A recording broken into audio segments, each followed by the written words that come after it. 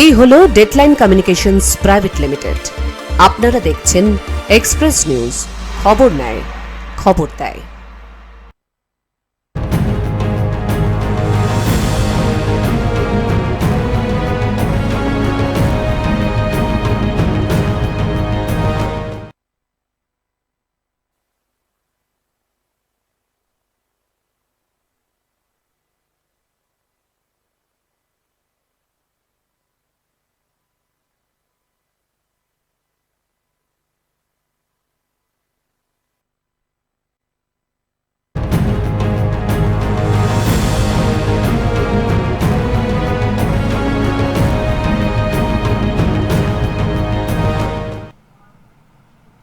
नमस्कार।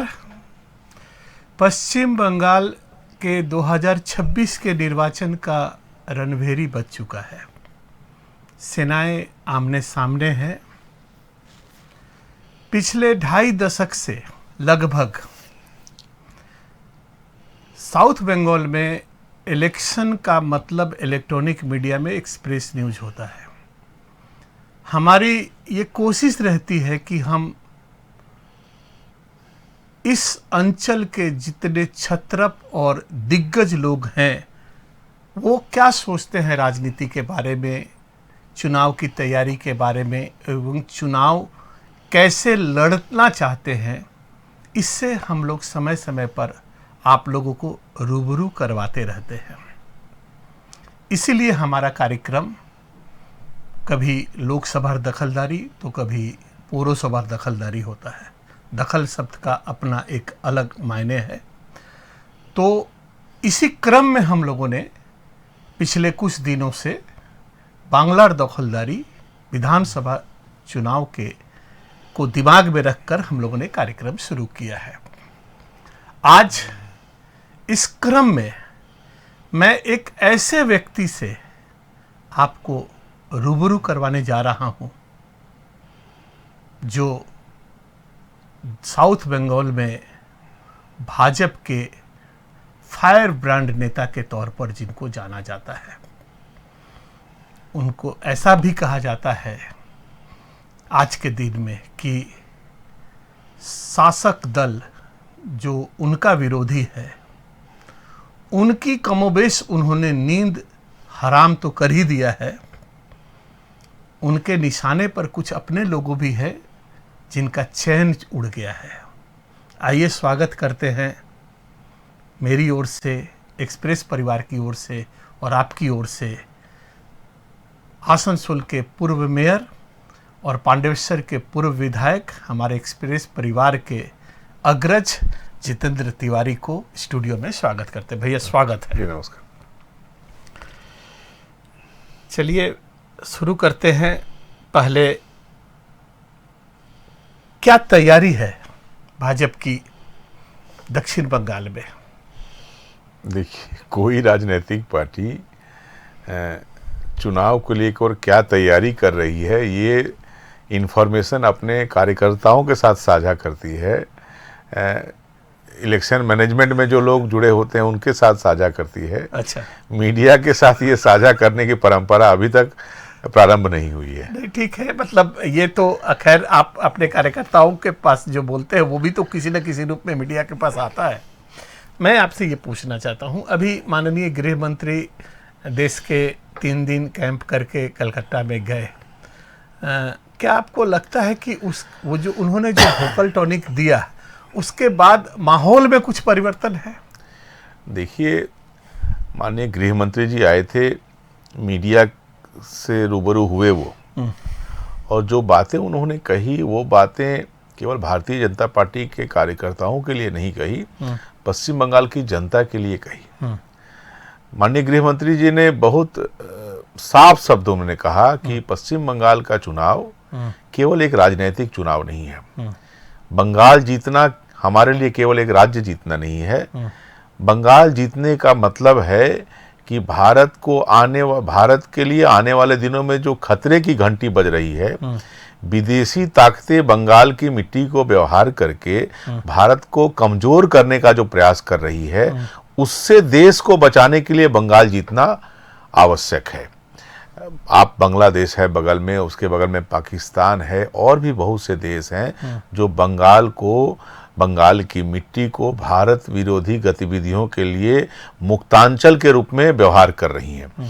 तो और राज्य सरकार का से हमारा राजनीतिक विरोध केवल होता तो चुनाव के परिणाम बहुत मायने नहीं रखते। चुनाव में लोकतंत्र है, कोई जीतता है, कोई पराजित होता है, जय पराजय का ये खेल चलता रहता है।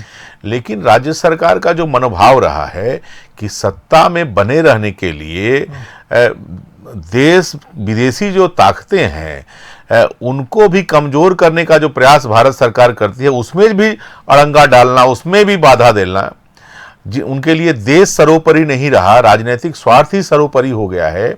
और अन्य देशों के लोग भी को ये सुविधा भी दे दी जाए कि भारत में आकर वो यहाँ के नागरिक बन जाए, बंगाल में आकर यहाँ के नागरिक बन जाएं, और उसके बाद उनकी मानसिकता विदेशी लोगों की मानसिकता की ओर तरह ही रहे और वो यहाँ नुमाइंदा चुनने लगे, तो ये कहीं ना कहीं केवल भारत के लिए नहीं, कोई भी देश इसे स्वीकार नहीं करेगा। सर, ये देश अभी स्वर्णिम काल के दौर से गुजर रहा है। 75 साल आज़ादी के हो गए और लगभग 15 साल आप लोगों के केंद्र में भी सरकार है आपके पार्टी का। तो ये अचानक मतलब आपको क्या अभी लग रहा है कि बंगाल की डेमोग्राफिक चेंज हो रही है, यहाँ तुष्टीकरण की राजनीति हो रही है, यहाँ अल्पसंख्यकों को बढ़ावा दिया जा रहा है या तोषण हो रहा है? क्या अभी तक ये इन 14 सालों में आप लोगों को ये कहीं कुछ नहीं दिखा? देखिए, जब तक आप दबे हुए अच्छे बच्चे की और चुपचाप बैठे रहते हैं तब तक कोई आपका शत्रु नहीं होता है, कोई आपसे प्रतिस्पर्धा में नहीं जाता है। हम लोग भी आपका भी 50-25 वर्ष पूरा हो रहा है इस चैनल का। आप 25 वर्षों से पहले से पत्रकारिता करते आ रहे हैं, करीब 40-50 वर्षों से आप पत्रकारिता करते आ रहे हैं। आपने भी देखा होगा कि पहले, आज से 15-20-25 साल पहले अमेरिका, रसिया, चाइना, जापान, इनका दबदबा रहता था पूरे दुनिया पर। और जब कहीं अंतर्राष्ट्रीय मंचों पर भारत के नेताओं को हम देखते थे तो बहुत सहमे रहते थे, बहुत दबे रहते थे, पीछे की लाइन में कैसे खड़े हो, जगह मिल जाए, इसके लिए ही लड़ाई रहते थे। लेकिन इन 15 वर्षों में, 14-15 वर्षों में ये स्थिति बदली है। आज भारत, अतीत में हम लोगों ने सुना है, शास्त्रों में पढ़ा है कि भारत विश्व गुरु था, उस ओर हम आगे बढ़ रहे हैं। भारत का बोलबाला आज पूरे दुनिया में, भारत का डंका बज रहा है। स्वाभाविक है कि जब भारत का डंका पूरे दुनिया में बजेगा तो अन्य देश जो इस प्रतिस्पर्धा में भारत को रोक नहीं पा रहे हैं, वो भी अपना कार्य, वो भी अपना एक्टिविटी बढ़ाएंगे। और इसलिए वो जो अपने लाइक माइंडेड लोगों को खोजकर भारत को अस्थिर करने का प्रयास कर रहे हैं। लेकिन भैया, आप जो बात बोल रहे हैं कि भारत में आज विश्व गुरु के पद पर है, सही बात है, आप लोगों का अपना क्लेम है। लेकिन आप ये भी तो मानेंगे कि आज जो विश्व गुरु की स्थिति में भारत अगर पहुंचा है, या 3 ट्रिलियन इकोनॉमी की जब बात होती है, तो कहीं ना कहीं इसके मतलब जो आर्किटेक्टर हैं वो तो डॉक्टर मनमोहन सिंह थे। एक बार मनमोहन सिंह ने कहा भी था कि इतिहास हमारे साथ न्याय करेगा, जब माननीय प्रधानमंत्री ने कहा था कि मनमोहन सिंह से जानना चाहिए कि कैसे बाथरूम में रेनकोट पहनकर नहाया जाता है, तो उसकी भी आलोचना हुई थी। तो ऐसा नहीं है कि भारतवर्ष में आज ही सब कुछ हो गया। जो कुछ भी हुआ था वो एक धारावाहिकता के तहत आज एक जगह पर चीजें पहुंच रही हैं और पहुंची भी है। इसका ऐसा नहीं है कि श्रेय आज की सरकार को नहीं है, लेकिन सब कुछ आज की सरकार ने किया, ऐसा मानना भी तो सही नहीं है। देखिए, हमारे देश के प्रधान, आप जो बात कह रहे हैं, यही बातें मोदी जी ने संसद में कही थी कि ऐसा भारतीय जनता पार्टी कभी नहीं कहती कि इसके पहले जो भी प्रधानमंत्री हुए या जो भी सरकारें हुई उन्होंने कुछ भी नहीं किया।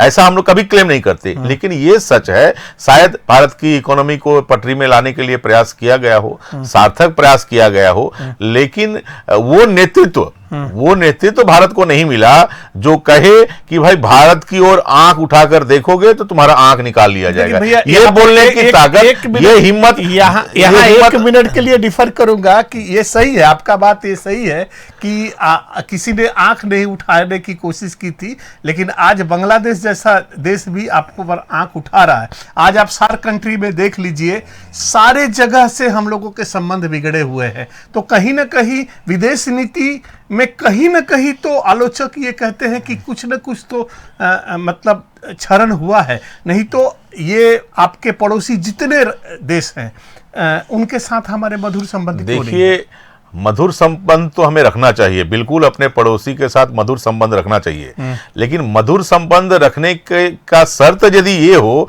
कि आप अपना जो अस्तित्व है वो भी खो दें, कोई भी आपके आंतरिक मामले में हस्तक्षेप करे, कोई भी आपको जब जो मन वही कह के चला जाए और आपके आत्मसम्मान को खोकर यदि पड़ोसियों से संबंध रखना पड़े तो एक देश का आप भी नहीं रखना चाहेंगे। आप भी चाहेंगे कि आपका जहां घर है उसके बगल के पड़ोसी से अच्छा संबंध रहे, लेकिन वो रोज यदि आपसे शत्रु जैसा व्यवहार करे और 1000 प्रयासों के बाद भी उसके मन में यदि जेलसी हो, यदि कोई कारण हो तो उस कारण का समाधान निकाला जा सकता है, लेकिन किसी के मन में यदि जेलसी हो कि मैं क्यों पीछे, हम पाकिस्तान में लोगों को दूध क्यों नहीं मिल रहा है, पाकिस्तान में लोगों को खाना क्यों नहीं मिल रहा है, भारत क्यों आगे बढ़ गया, ये यदि किसी के मन में पेट में दर्द हो तो हम तो उसकी सहायता नहीं कर सकते। और उनसे संबंध बेहतर रखने के लिए हम भारतवर्ष के लोगों को तो कष्ट में नहीं रख सकते। हम लोगों ने मेहनत किया इसलिए हम आगे हैं, तुम मेहनत नहीं कर पाए इसलिए तुम पीछे हो। अब भाई तुम जेलसी करते हो तो जेलसी करते रहो, तुमको जो करना है वो करो। हम तो पाकिस्तान के संदर्भ में आप लोगों का स्टैंड तो एकदम क्लियर है कि चलो ठीक है, ऑपरेशन सिंदूर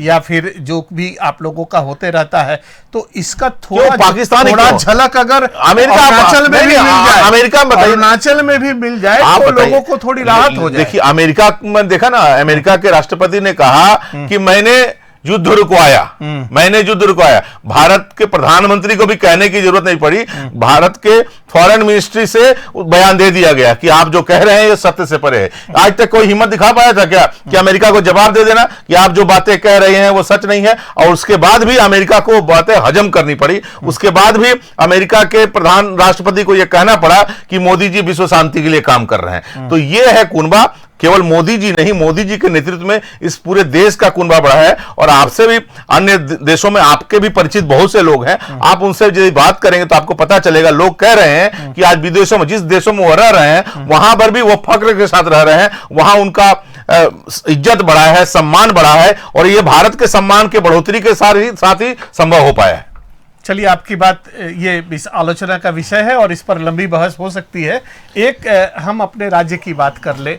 2026 के निर्वाचन में आपसे मैंने पहले बार ही प्रश्न किया, आपने कहा कि मीडिया में बात नहीं होगी, लेकिन मैं ये जानना चाहता हूँ कि 21 में आप लोग जीत के बहुत करीब थे। जैसे वो गदर फिल्म आपने देखा था कि सुबह का चाय कि जैसलमेर में, रात का खाना दिल्ली में, जो जैसा डायलॉग था, तो 21 में तो आप 3 से 71 हो गए। आलोचक ये कह रहे हैं कि ये कुनबा भी नहीं बचेगा, क्या लगता है आपको?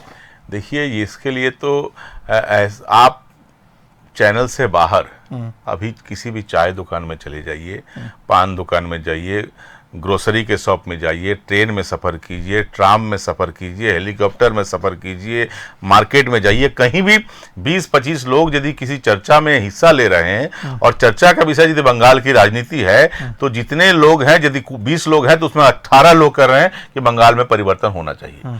तो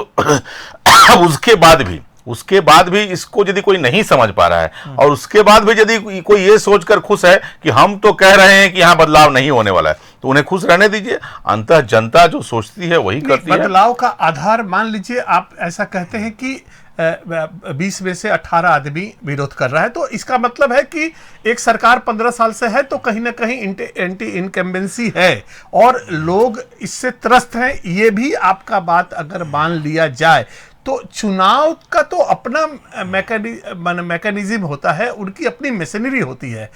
आज आप लोग पर ये मतलब लोगों का ये कहावत है कि है लोगों के बीच में फ्रस्ट्रेशन है, लोगों के बीच में ये द्वंद्व की हाँ ये सरकार जनहित में बहुत ज़्यादा नहीं है जैसे कि आप लोग कहते हैं, लेकिन उसको बदलने के लिए जो मशीनरी आपके चाहिए, बूथ लेवल पर जो वर्कर चाहिए, शायद वहाँ पर आप लोग नहीं सक रहे हैं। क्योंकि आप SIR में देख लीजिए, एक तरफ आप लोगों ने ऐसा कहा कि 1 से 1.25 करोड़ लोगों का यहाँ पर हो जाएगा।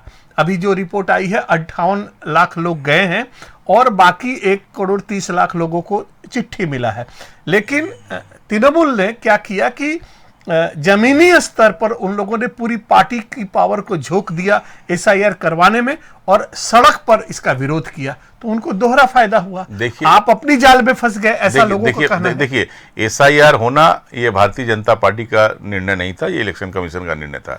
आप कहते हैं कि तृणमूल कांग्रेस के लोग रास्ते पर उतरे और उन लोगों ने लोगों का इनॉमिनेशन फॉर्म भरवाया, हम भी मानते हैं। भारतीय जनता पार्टी ने कहा था, लोगों से ये अपील किया था कि आप जब अपना इनॉमिनेशन फॉर्म भरवाते हैं तो आप यदि खुद पढ़े लिखे व्यक्ति हैं तो आप खुद उसको भरिए, या फिर किसी पढ़े लिखे व्यक्ति का परामर्श लीजिए, या फिर जो BLOs हैं, इलेक्शन कमीशन ने नियुक्त किया है, उनको भी ये जिम्मेदारी दी गई है कि वो आपका फॉर्म भरने में सहायता करेंगे। लेकिन तृणमूल कांग्रेस के लोग इससे इतर जाकर लोगों का फॉर्म जबरदस्ती लेकर खुद भरना शुरू कर दिया। और आप जो हियरिंग हो रहा है, जिन लोगों को हियरिंग में बुलाया जा रहा है, इसमें 80% लोगों को इसलिए बुलाया जा रहा है कि इनॉमिनेशन फॉर्म ठीक से नहीं भरा गया, और आज तृणमूल उसको लेकर आंदोलन कर रही है। यदि इनॉमिनेशन फॉर्म फिलअप करने में, अपलोड करने में कुछ गलती हुई है, त्रुटि हुई है, तो इसके लिए जिम्मेदार तो तृणमूल कांग्रेस लोग हैं ना। आप बताइए कि कोई भी ऐसा व्यक्ति, जिस व्यक्ति ने अपना इनॉमिनेशन फॉर्म खुद भरा है या किसी पढ़े लिखे व्यक्ति से भरवाया है, देखिए उसे हियरिंग के लिए नहीं बुलाया जा रहा। ये अर्धशिक्षित लोग जिसको मन उसको बैठा दिए, कलम दे दिए, जो मन वही भरो। अब पता नहीं है जानबूझकर किया या अज्ञानता में किया, लेकिन ये बहुत बड़ा अपराध इन लोगों ने किया। लोगों का मुझे फॉर्म दो, मैं भर दूंगा। अब आता हो नहीं आता हो, फॉर्म भर दिया, और उसका खमियाजा आज इनको जनता को भोगना पड़ रहा है। ये बात भी हम जनता के बीच में, और जनता भी समझ रही है कि इनको अपना इनॉमिनेशन फॉर्म देना ही गलत हुआ था। यदि खुद हम ये फॉर्म भरे होते तो शायद ये स्थिति हमारे साथ ना होती। तो हर चीज में केवल अति उत्साह दिखाकर जनता को मुसीबत में डाल देना, ये यदि संगठन का रास्ता है तो वो रास्ता तृणमूल कांग्रेस को ही मुबारक हो, हम उस रास्ते में जाने वाले नहीं है। भैया, हम लोग थोड़ा दक्षिण बंगाल और विशेषकर अपने जिले की बात कर ले। ऐसा कहा जा रहा है कि जितेंद्र तिवारी जिले में लार्जर देन लाइफ हो गए हैं बीजेपी में, और अपनी डफली अपना राग बजा रहे हैं। उनको भाजपा के जो कार्यक्रम है उससे इतर जाकर वो जितेंद्र तिवारी की ब्रांडिंग और जितेंद्र तिवारी के अपने लिए खाली काम कर रहे हैं, पावर में रहने के लिए। और भाजपा में आपके विरोधी लोग बहुत मुखर हो रहे हैं तृणमूल से ज्यादा, क्या बोलेंगे? कोई भी एकदम बिल्कुल ये बेबुनियाद बात है। मैं भारतीय जनता पार्टी का प्रतिबद्ध कार्यकर्ता हूँ। पार्टी समय समय पर मुझे विभिन्न जिम्मेदारियां देती रहती है। आपने कुछ दिन पहले देखा कि मुझे बिष्णुपुर भेजा गया था 4 दिनों के लिए, मुझे बांकुड़ा भेजा गया था। उसके बाद भी वहाँ का चार्जशीट बनाने की जिम्मेदारी मुझे दी गई थी, वो काम मैंने किया। उसके बाद 2-4 बार वहाँ जाकर प्रेस मीट करने के लिए कहा पार्टी ने, वो मैंने किया। आसनसोल के बाराबनी में मेरे पार्टी के द्वारा मुझे भेजा गया था, हर जगह मैं वहाँ गया। जहाँ जहाँ पार्टी मुझे भेजती है, जिस काम के लिए भेजती है, वो काम मैं करता हूँ। भारतीय जनता पार्टी में कहीं कोई संशय नहीं है, कहीं कोई द्वंद्व नहीं है, कहीं कोई विरोधाभास नहीं है। तृणमूल कांग्रेस के लोग ये सब बनाते रहते हैं, ये सब इस तरह की काल्पनिक कहानियां बनाते रहते हैं और इससे वो खुश रहते हैं, तो रहने दीजिए खुश। क्या नहीं, उनका कहना है कि आप जिले में सनातनी सेवा कभी लोकसभा के समय पर चलाते हैं, कभी आप आज जैसे माननीय चैताली तिवारी जी कुल्टी में कार्यक्रम कर रही हैं, कभी जामुड़िया आप चले जाते हैं, कभी पांडेसर चले जाते हैं। क्या मतलब आपको क्या ऐसा लगता है कि मैंने जो लोकसभा चुनाव में आपको जो टिकट नहीं मिला और आप अभी उसके लिए ही सही, मतलब आप लोकसभा की तैयारी कर रहे हैं ना, विधानसभा? देखिए, मैं एक कहूँ कि आप कह रहे हैं कि मैं कभी कुल्टी जाता हूँ, कभी जामुड़िया जाता हूँ, कभी रानीगंज जाता हूँ, कभी नॉर्थ जाता हूँ, कभी पांडेसर जाता हूँ, ये बातें कर रहे हैं। लेकिन मुझे ये बताइए कि जहां भी मैं जाता हूँ, क्या मैं वहाँ तृणमूल कांग्रेस के लोगों के बुलाने पर जाता हूँ क्या?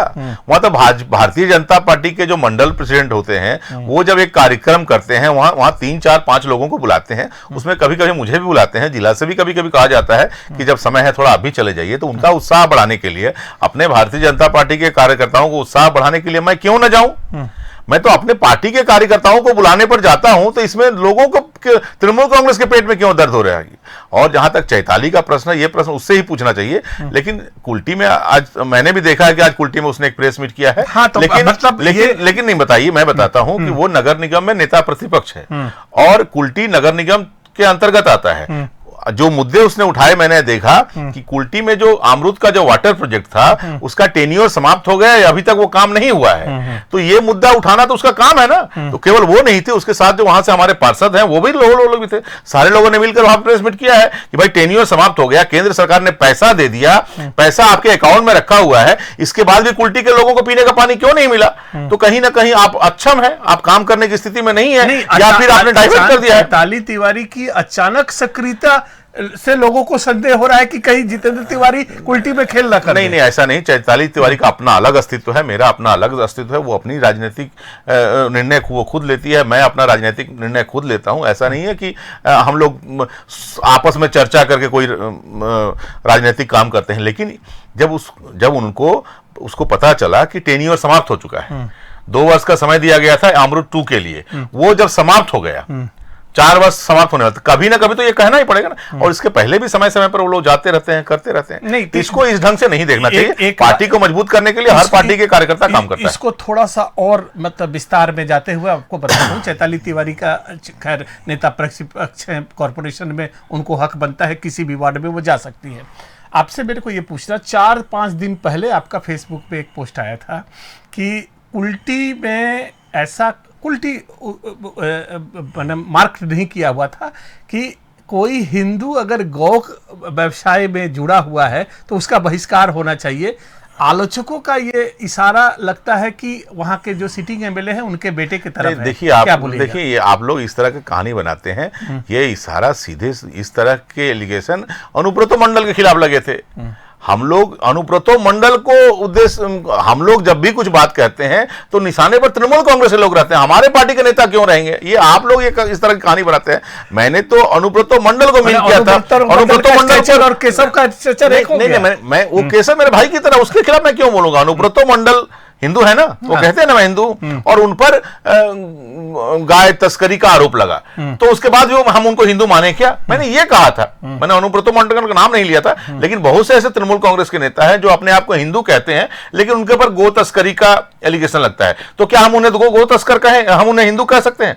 और दूसरी तरफ ऐसे बहुत से मुस्लिम हैं जो भारत के लिए अपनी जान देने के लिए तैयार हैं।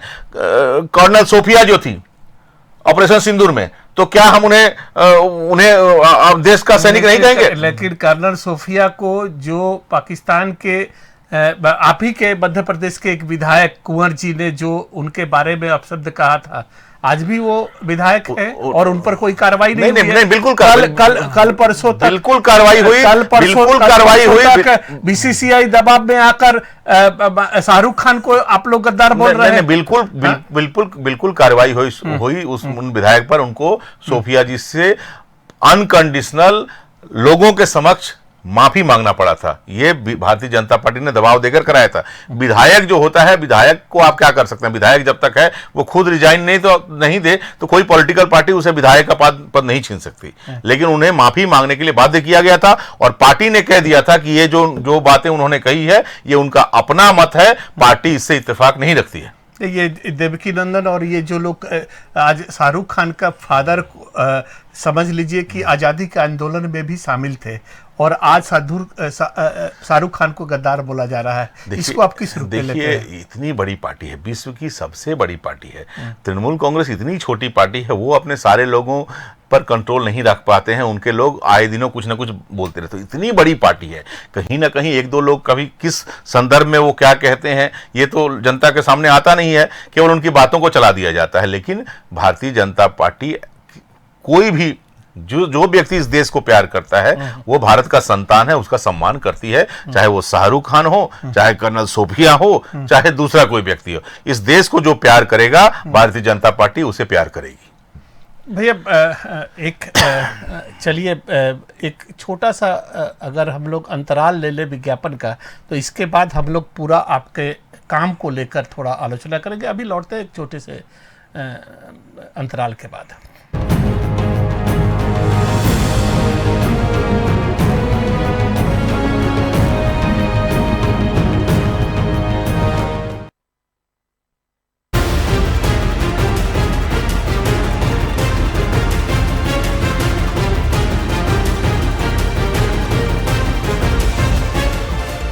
এই হলো ডেডলাইন কমিউনিকেশনস প্রাইভেট লিমিটেড।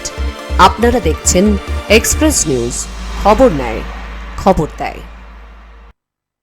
স্বপ্ন যেখানে সত্যি হয়ে ওঠে সেখানেই গড়ে ওঠে আনন্দধারা। এখানে নেই শহুরে কোলাহল, সবুজের সমারোহে দূষণমুক্ত পরিবেশ। আসানসোলে চন্দ্রচূড় মন্দিরের সামনে রিচমন্ড এনক্লেভ প্রাইভেট লিমিটেড, সাধ্যের মধ্যে স্বাদ পূরণ। Richmond enclave private limited, phone করুন 8670179486 নম্বরে। আনন্দধারায় আসুন, আনন্দে থাকুন।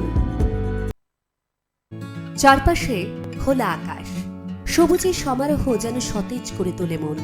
সম্পূর্ণ দূষণমুক্ত পরিবেশে প্রাণের প্রিয় আশিয়ানা পিপিপি রেসিডেন্সি, আপনার জীবনকে আরও সহজ করে তোলার সেরা ঠিকানা পিপিপি রেসিডেন্সি, বলাকা পার্ক, সম্মেলনী পার্ক, দুর্গাপুর 713206, পশ্চিম বর্ধমান।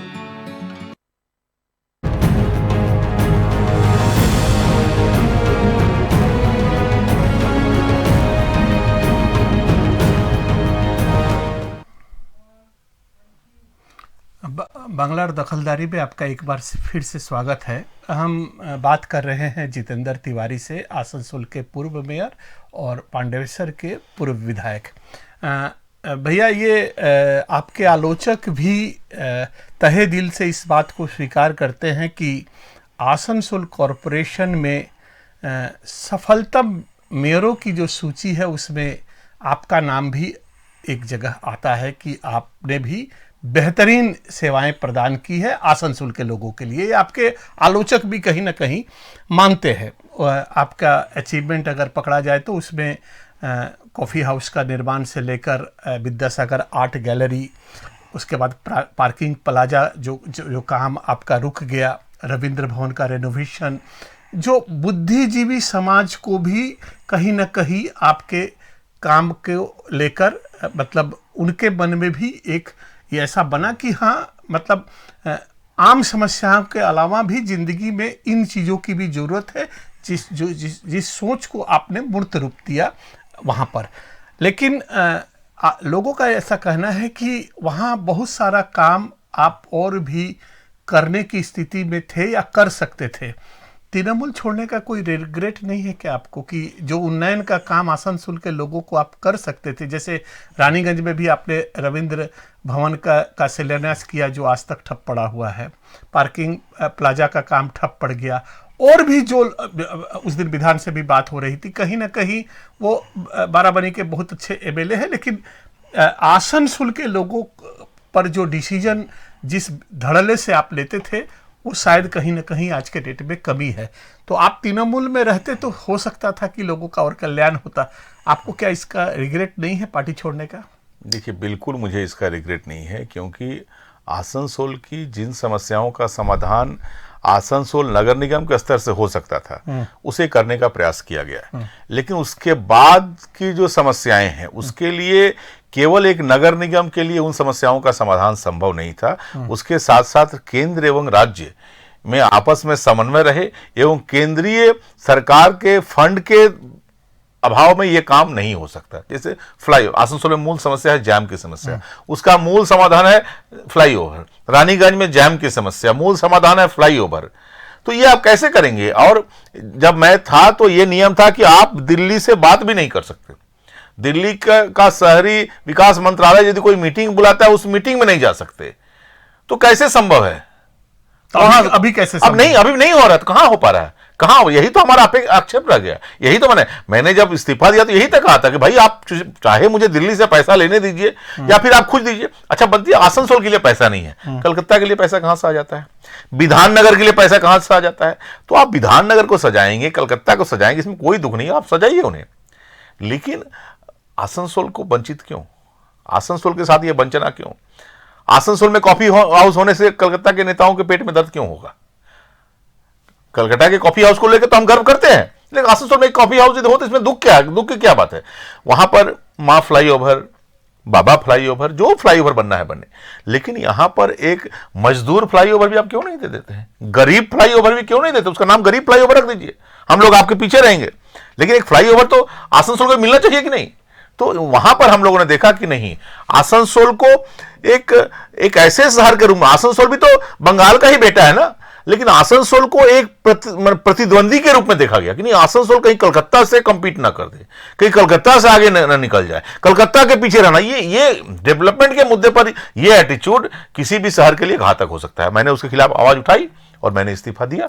आज भी जो लोग हैं, आप उनसे पूछेंगे तो, गोपनीय रूप से यदि पूछेंगे, एकांत में पूछेंगे, तो फंड क्राइसिस से भुगत रहे हैं। पैसा रहेगा तो क्यों नहीं कर, कोई भी जो लोग हैं ये भी कर रहे हैं, इनके पास यदि अथाह फंड रहे ये भी कर देंगे, लेकिन फंड की कमी है, नहीं कर पा रहे हैं। नहीं पे मतलब इस सिलसिले में मैं आपको एक दिन बताऊं, मैं आसनसोल के एक प्रतिष्ठित व्यवसायी जिनका समझ लीजिए कि धनबाद में एक कारखाना है, उनके साथ मैं बैठा था, तो वो बोल रहे थे, मैं नाम नहीं बता रहा हूँ यहाँ पर, कि 30 साल पहले मैं चित्तरंजन स्टेशन पर नमक उतारता था, तो 30 साल पहले जब चित्तरंजन जाता था तो जो रास्ता था वो रास्ता आज 10 दिन पहले जब मैं देवघर जा रहा था तो वही था। कोई परिवर्तन, डेवलपमेंट का जो पांचाली है वो दिखाई नहीं दे रहा है। तो ये रिग्रेट तो उन लोगों को भी है जो आसनसोल के बासिंदा है, लेकिन लोगों का ऐसा कहना है कि तृणमूल छोड़कर आपको 2 तगमा मिला। एक तो मतलब आपके माने एक्स जहाँ पर आप एमएलए थे वहाँ के लोग आपको गद्दार बोल रहे हैं, एमएलए साहब भी गद्दार बोल रहे हैं, और आसनसोल के लोग बोल रहे हैं कि आपने तृणमूल छोड़कर न घर के रहे न घाट के रहे। क्या बोलिएगा? देखिए, मैं न घर का रहा न घाट का रहा, ये बड़ा प्रश्न नहीं है। बड़ा प्रश्न ये है कि आसनसोल क्या खुशहाल है? यदि आसनसोल खुशहाल है तो मुझे आप जिस नाम से भी बुलाएं, मुझे कोई इसका दुख नहीं है। मुझे रिग्रेट इस बात का है कि आसनसोल शहर को मैं जहां छोड़ के गया था, जो डेवलपमेंट का काम हुआ था उसको मेंटेन भी नहीं कर पा रहे हैं ये लोग। नया तो कुछ छोड़ दीजिए, इससे मेंटेन करने की भी स्थिति नहीं है, तो मैं कहां से करता? मैं अपने खुद पैसा उपार्जित करता क्या? मेरे पास बैंक है क्या? मैं पैसा छाप के करता? पैसा देने का तो दो ही, चाहे जनता से पैसा लेना पड़ेगा, चाहे आसनसोल की जनता से आप रेवेन्यू लीजिए, राज्य सरकार सपोर्ट करेगी, केंद्र सरकार सपोर्ट करेगी। रेवेन्यू जितना लेना संभव था लिया मैंने, उसके लिए भी व्यवसायी वर्ग मुझसे दुखी रहता है। बहुत से चैम्बर के लोग रहते थे, मुझसे गुस्सा करते थे कि आप इतना टैक्स ले रहे हैं, ये नहीं लेना चाहिए आपको, लेकिन मेरे पास कोई ऑप्शन नहीं था। यदि उन्हें सर्विस देनी थी तो मुझे टैक्स लेना ही पड़ा। मैंने जनता से जितना लेना संभव था उतना लिया, लेकिन उसके बाद अब मैं और नहीं ले सकता था। तो कौन देगा? राज्य सरकार देगी। राज्य सरकार के पास यदि पैसा ना हो तो केंद्र से लेने दो। तो राज्य सरकार खुद भी नहीं देगी और दिल्ली से भी पैसा नहीं लेने देगी। ये क्या सिर्फ आसनसोल पर लागू है ना, पूरे बंगाल पर? आप देखिए ना, पूरे बंगाल के लोगों को, किसी को अपनी यदि कुर्सी प्यारी हो और कोई कहे कि मुझे कुर्सी प्यारी है, मेरा शहर आगे ना भी बढ़े तो कोई बात नहीं। देखिए, आप एमएलए हो वो अलग बात है, लेकिन शहर के मेयर को कहा जाता है प्रथम नागरिक, महानागरिक कहा जाता है। तो उसकी जिम्मेदारी भी होती है कि पहली जिम्मेदारी होती है उस शहर के प्रति। तो उस कुर्सी पर बैठकर उस शहर के साथ अन्याय हो, यह मैं बर्दाश्त नहीं कर सकता। यदि मैं उसे प्रोटेक्ट नहीं कर सकता तो कुर्सी छोड़कर जाना तो मेरे हक में था ही, वो मैंने छोड़ दिया। और जहां तक आप पांडेसर के विधायक जी की बात कर रहे हैं कि वो मुझे गद्दार कहते हैं, तो मैं उनसे कहूं, सारे लोग जानते हैं, आप लोग भी जानते हैं कि मेरे भाजपा में ज्वाइन करने से करीब 1.5 महीने पहले वो खुद, उस समय जो हमारे सभापति थे माननीय दिलीप घोष जी, उनके पास गए थे, खुद उनसे मिले थे और उन भारतीय जनता पार्टी में ज्वाइन करना चाह रहे थे वो। क्या बात? दिलीप दिलीप घोष जी ने कहा कि हाँ आप ज्वाइन कीजिए, लेकिन इन्होंने शर्त रखी कि मुझे टिकट दिया जाएगा, ये आप कहें। दिलीप घोष जी ने कहा कि टिकट हमारी पार्टी में इस तरह से हम लोग नहीं कर सकते, हम लोग प्रयास करेंगे, टिकट मिलेगा कि नहीं मिलेगा ये मैं गारंटी नहीं दे सकता। फिर ये लौट कर चले आए। तो उस समय यदि चले जाते तो वो गद्दार हो जाते क्या? ये सारी बातें कहनी ठीक नहीं है। और जहां तक मुझे तो मालूम भी नहीं था कि मुझे पांडेसर में चुनाव लड़ना है। मुझे तो पार्टी ने, मैं लोगों के सामने आज नहीं कहूंगा, मुझे तो पार्टी ने कुछ ही दूसरे विधानसभा में चुनाव लड़ने के लिए तैयार रहने को कहा था। मैं कुछ भी नहीं कहता, मैं तैयारी कर भी रहा था। अचानक उनके बैग से पता नहीं क्या मिल गया और बंगाल की पुलिस ने ही अरेस्ट किया। तो उसमें भी आप लोग की कोई भूमिका थी क्या? आप बताइए, मैं तो उन्हें पहचानता भी था, मैं तो उसमें पहचानने टीवी में अचानक देखा गया कि उनके बैग से क्या एक मिल गया है जिसके कारण उनके ऊपर केस हो गया है। तो पार्टी को शायद लगा कि अब प्रार्थी, तो मुझे कहा गया कि भाई अब पांडेसर में हम लोग तुमको जाना पड़ेगा। मैं चला आया। तो इसमें मैं मुझे गद्दार आप क्यों कहते हैं? मैंने आपको कहा था क्या? नहीं, मतलब आपके बैग में आपके बैग में पाइप गन मिलता है। हाँ। तो मैंने कहा था पाइप गन लेकिन ये पिछले 8-10 दिन से आप लोगों के राजनीतिक विमर्श जिस जगह पहुंचे हैं उससे पॉलिटिकल तो कुछ लग नहीं रहा है। वो बोल रहे हैं कि बिहारी भाई लोग लाठी में तेल पिलाकर रखो, मतलब ये क्या मानसिकता? और आप कह रहे हैं कि बंकोला में उनके घर में घुसकर उनको ये, मतलब ये विमर्श जा कहाँ रहा है? इसके लिए मुझे खुशी है कि वो लाठी की बात कर रहे हैं। जो व्यक्ति हमेशा पिस्तौल की बात करता था, बम की बात करता था, वो यदि बम पिस्तौल को छोड़कर लाठी पर आ गया है तो उसके अंदर सुधार हो रहा है। और आने वाले 2-3 महीने में देखिए वो भी लाठी भी भूल जाएंगे, वो कमल का फूल लेकर घूमना शुरू करेंगे। उसके लिए आपको घबराने की जरूरत नहीं है, लेकिन कहीं ना कहीं सुधार हो रहा है। और जहां तक आप मुझे कहते हैं कि मैं उनके कार्यकलापों को देखकर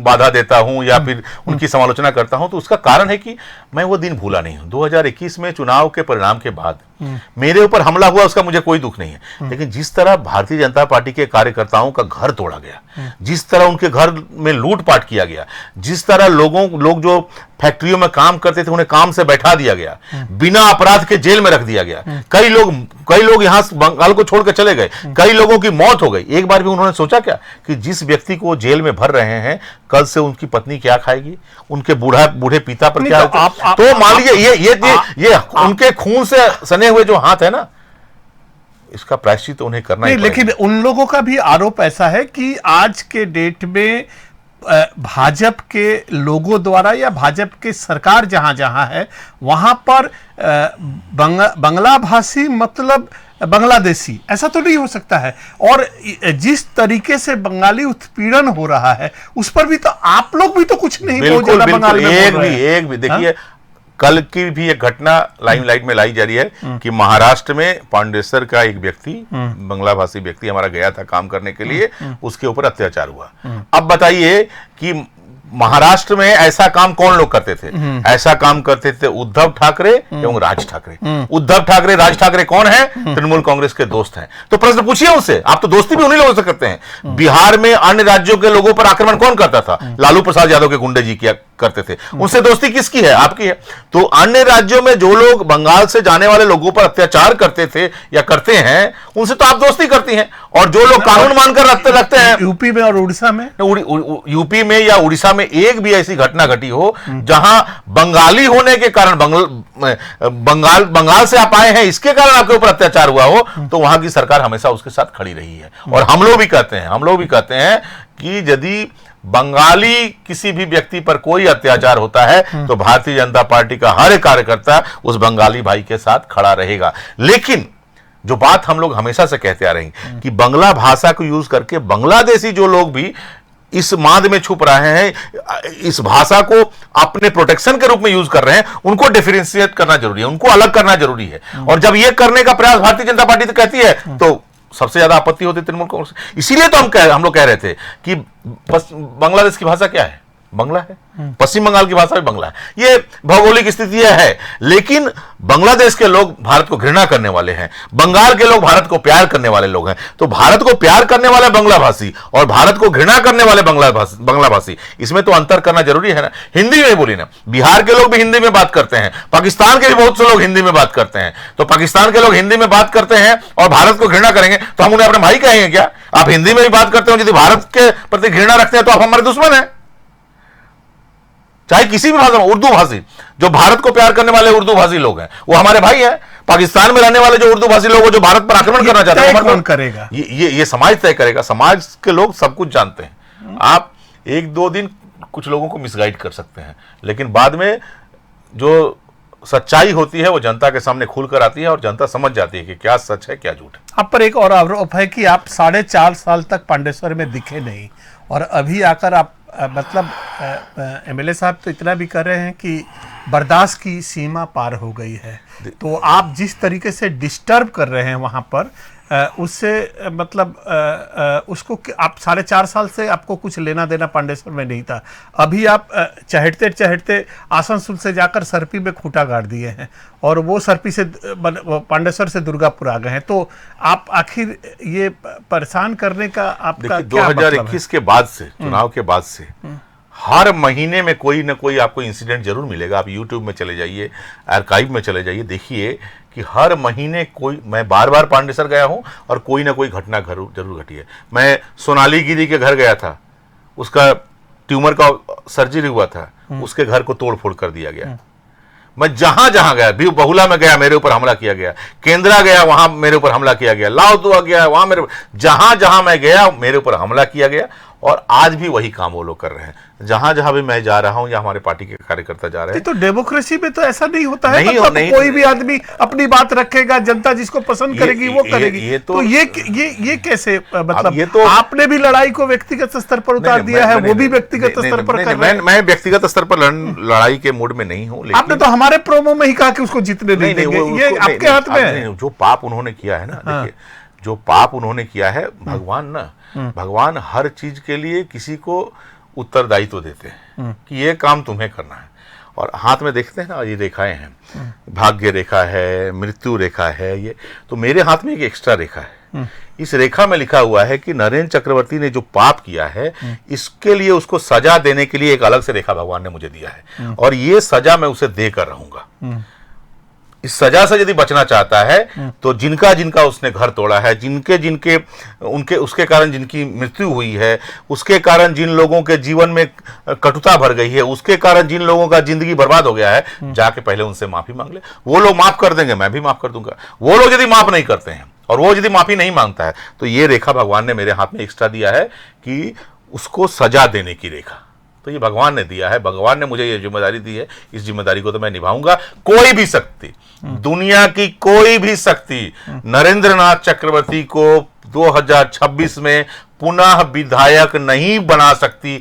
चाहे पांडवेश्वर हो, चाहे दुर्गापुर हो, चाहे कुल्टी हो, चाहे जमुड़िया हो, जहां से उन्हें खड़ा होना है हो जाए, उसे हारना पड़ेगा। बांग्लादेश में नाम ट्रांसफर करके वहां से खड़ा हो जाए तो मैं उसकी गारंटी नहीं ले सकता, लेकिन पश्चिम बंगाल की किसी मिट्टी से उसे विधायक मैं नहीं बना। अगर इसको इस रूप में लिया जाए, आपने जो, हम लोग भी आज 30-35 साल मतलब मीडिया को कवर कर रहे हैं और आपका इलेक्शन भी कवर कर रहे हैं, तो हमने हमारा जो अपना मूल्यांकन है कि आप कभी मलयदा, दासुदा या XYZ जो लोग भी हैं तृणमूल में, उनसे राजनीतिक लड़ाई हो जाती है, लेकिन आप इतना आक्रामक कभी नहीं रहे हैं। हम लोग जो देख रहे हैं, हो सकता है कि आपका पुराना गोत्र हो, इसलिए शायद थोड़ा बहुत लिहाज भी करते हो, लेकिन नरेंद्र चक्रवर्ती के विरुद्ध में आपने जो जिहाद शुरू किया है, जिहादी एक शब्द मैं यूज कर रहा हूं, तो उसका अगर इस रूप में लिया जाए कि अगर से खुदा न खास्ता अगर तृणमूल ने ही उनका सीट बदल दिया तो वहां पर एक ऐसे आदमी को दे दिया जो कि जो आरोप आप लगाते हैं वो उस पर फिट नहीं बैठते हैं, तो फिर आपकी लड़ाई कहाँ रहेगी? देखिए, राजनीतिक लड़ाई तो हमारी पार्टी लड़ेगी। देखिए, आपने कहा कि हम अन्य लोगों के खिलाफ इस तरह की बातें नहीं करता हूं।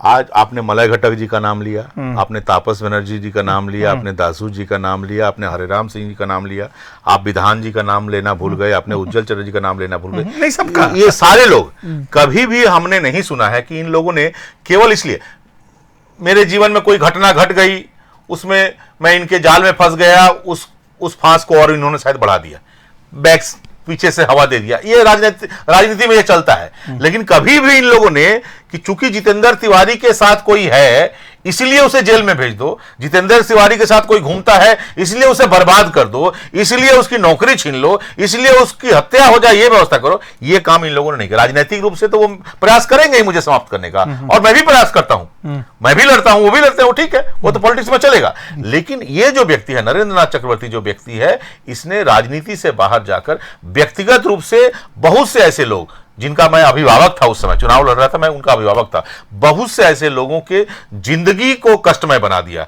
तो वो बदला लेना या उसे सजा देना, जो कहें जिस रूप में आप लें, वो जिम्मेदारी मेरी बनती है। जहां तक आपने कहा कि कोई दूसरा व्यक्ति यदि वहां चला जाता, मैंने क्या कहा कि नरेंद्रनाथ चक्रवर्ती वहां से यदि दुर्गापुर चले आते हैं तो मेरा पूरा फोकस दुर्गा, मैं बंगाल के किसी भी क्षेत्र में वो यदि कैंडिडेट रहेंगे, वो तो इस रेखा में लिखा हुआ है ना, इस रेखा में लिखा हुआ है कि आप लोग भी तो बहुत से बड़े बड़े ज्योतिष के पास जाते हैं, आप जाइएगा, पूछिएगा इसके बारे में, वो लोग भी आपको बताएंगे। इस रेखा में लिखा हुआ है कि राजनीतिक रूप से उसे सजा देने की जिम्मेदारी भगवान ने मुझे दी है। बंगाल के किसी भी मिट्टी पर यदि खड़ा हुआ तो बांग्लादेश में ये रेखा काम नहीं करेगी। यदि बांग्लादेश भाग के वहां पर यदि खड़ा हो जाता है तो मैं नहीं कह सकता, लेकिन पश्चिम बंगाल में तो उसको विधायक मैं नहीं बनने दूंगा। नहीं, तो पश्चिम बंगाल में विधायक आप राजनीतिक तौर पर अगर लड़ेंगे तो आप अपनी बात कहेंगे और जनता जिसको पसंद करेगी, ये तो फिर वही बात हो गई ना कि आप भी बोल रहे हैं कि मैं एन क्रेन प्रकरण, तो वो लोग भी आरोप लगा रहे हैं कि सीबीआई ईडी छोड़कर आपके पास कोई ऑप्शन नहीं है, आपके पास तो गुंडे हैं नहीं उतने, तो आप विरोध कैसे करेंगे? At the end of the day गुंडे समाज का नियंत्रण उनके हाथ में नहीं होता है। और आप राजनीतिक तौर पर हारते क्यों अगर आपकी बात लोग मानते? वो तो आने वाले दिनों में पता चलेगा ना। और मेरे आप क्यों कहते हैं कि उसे समाप्त करने का मतलब मैं चुनाव में खड़ा होकर उसे पराजित करूंगा? हमारी पार्टी उसे पराजित करेगी, जो भी उसके विरुद्ध प्रार्थी होगा। आप कैसे सोच लेते हैं कि नरेंद्रनाथ चक्रवर्ती के खिलाफ मैं ही प्रार्थी होऊंगा?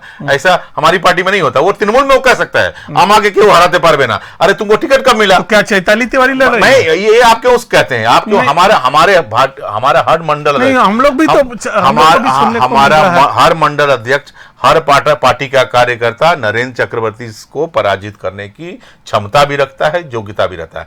पार्टी जिसको अपना कैंडिडेट बना देगी उसी के पीछे हम सारे लोग लग जाएंगे, लेकिन नरेंद्र को पुनः विधानसभा में नहीं जाने देंगे, क्योंकि विधानसभा में यदि गया ऐसा व्यक्ति, विधानसभा में यदि चला गया तो कहीं ना कहीं लोकतंत्र के लिए ये खतरा है। लोकतंत्र को बचाने के लिए ऐसे व्यक्ति को राजनीतिक परिसर से हटाना बहुत जरूरी है। तृणमूल यदि खुद उसे हटा दी तो अलग बात है, यदि वो रह गया तो हम लोग हटाएंगे।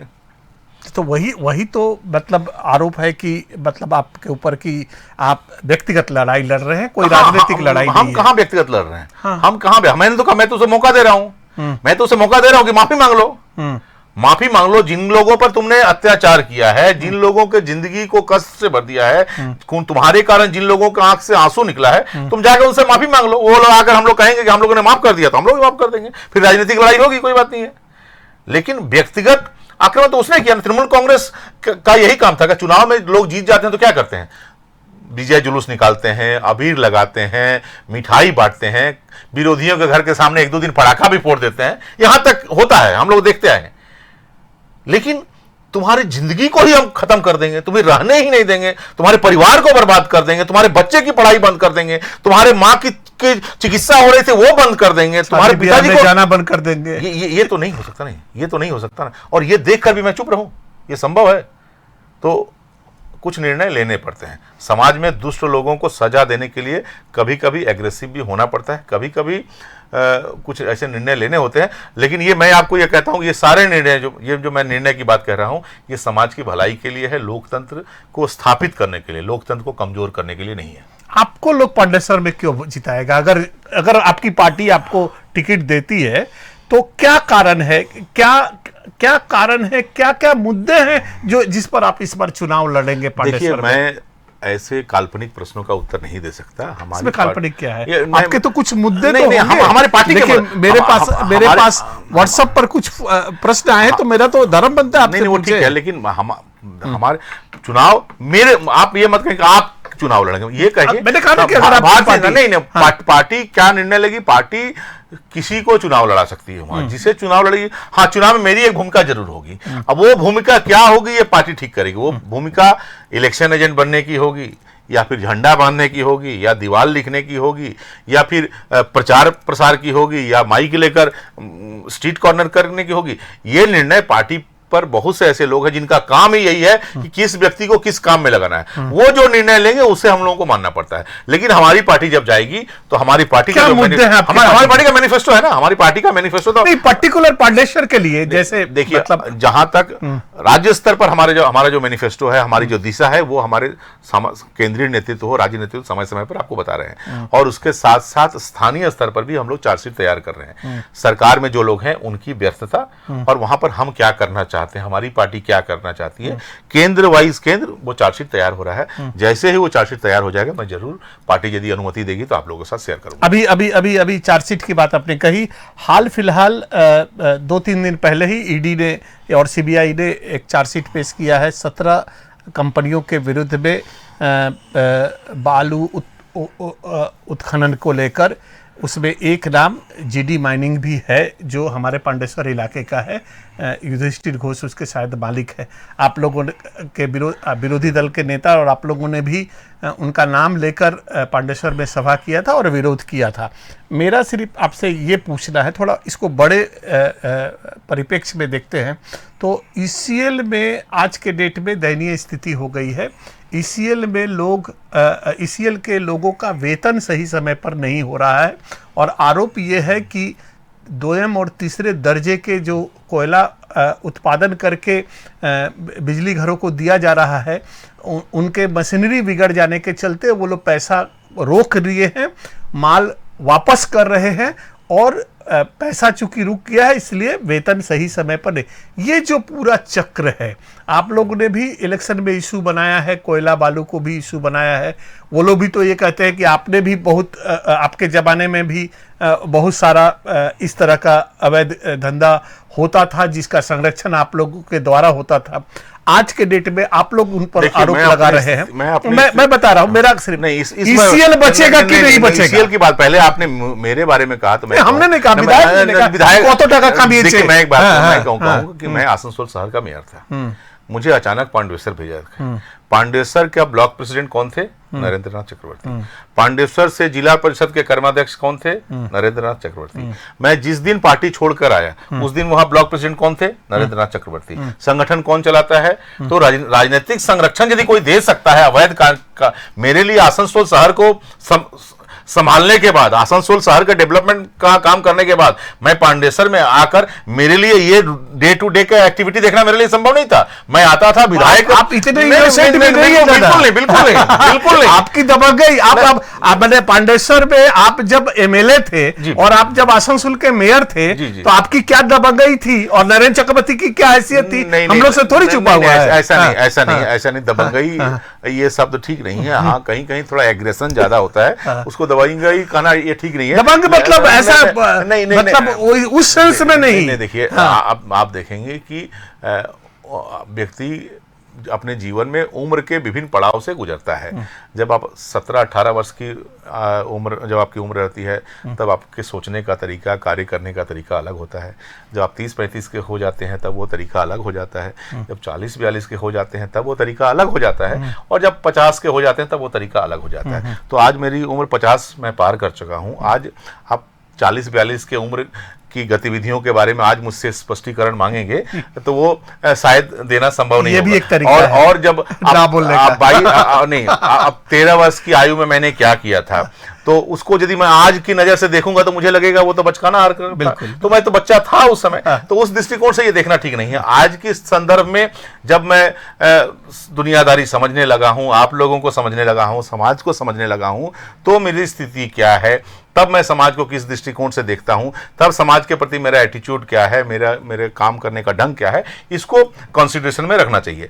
जहां तक आपने कहा कि अवैध चीज़ों के बारे में कहा, मैं आपको केवल एक उदाहरण दूंगा। मैं तो घूम रहे हैं हम लोग, बालू का जहां तक आपने कहा, तो बालू का जो व्यवसाय होता है पांडेसर में इलीगल, उसको कौन कंट्रोल करता है, मैं उसका एक उदाहरण आपको अभी देता हूं।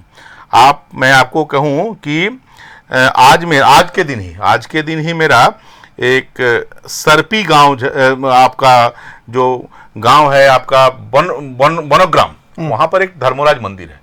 तो आज मैं पूजा करने का डेट था कि आज हम लोग सारे लोग वहां पर पूजा करने जाएंगे और वहां हमारी पार्टी के कार्यकर्ता उनके घर में भोग खाएंगे।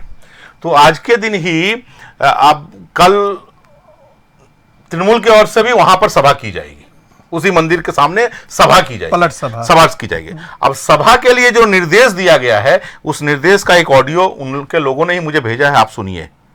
সমস্ত মালিককে মাইকে। জানানো যাইতেছে যে কাল বনগ্রাম ধর্মরাজ মন্দিরের সামনে উন্নয়নের পাঁচালী একটা সভা করা হয়েছে। সেই সভায় সমস্ত ট্রাক্টর মালিককে বৈকাল 3 ঘটিকার মধ্যে উপস্থিত থাকতে হবে। যদি কোনো মালিক কালকে বৈকাল 3 ঘটিকা উপস্থিত না থাকেন, সেই মালিকের কিন্তু কালকে ঘাটে গাড়ি কিন্তু বন্ধ থাকবে। আপনারা কিন্তু এটা মনে রাখবেন।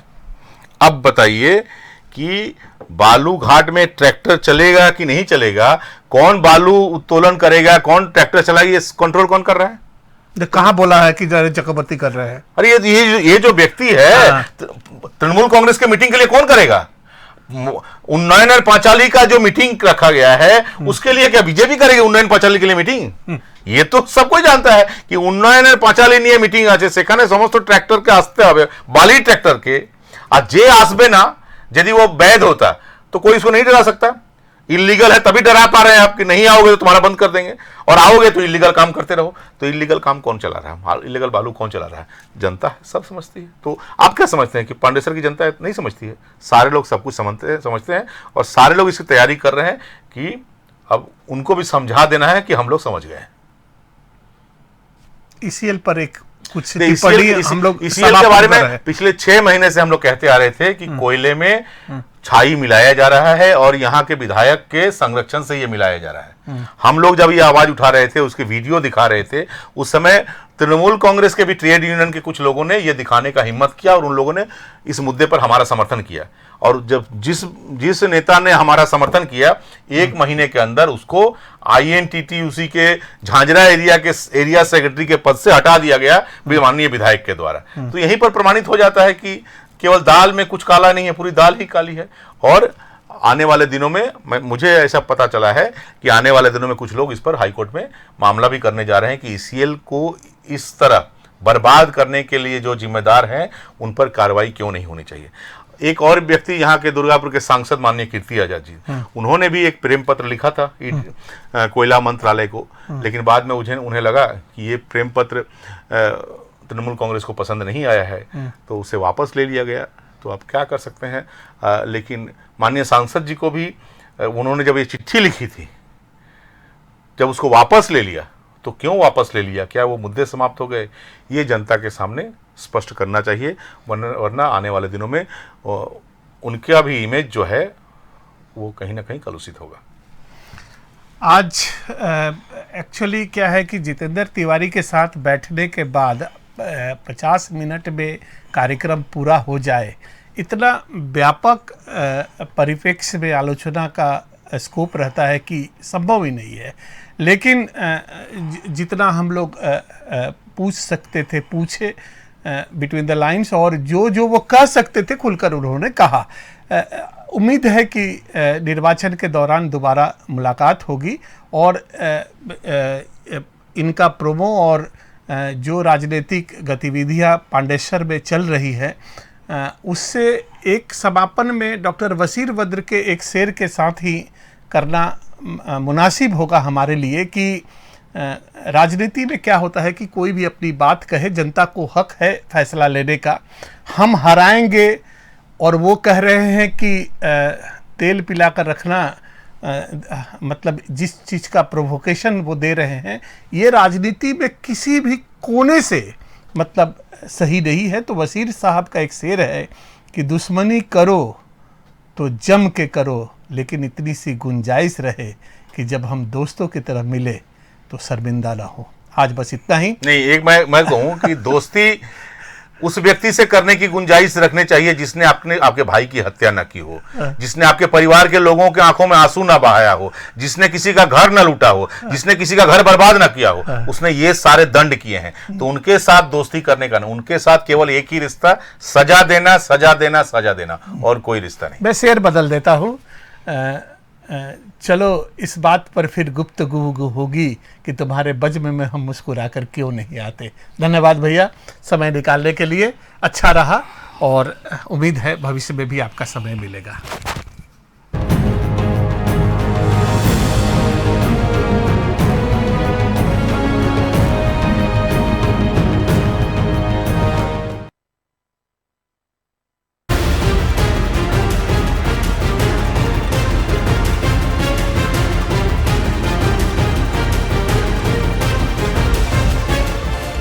এই হলো ডেডলাইন কমিউনিকেশনস প্রাইভেট লিমিটেড।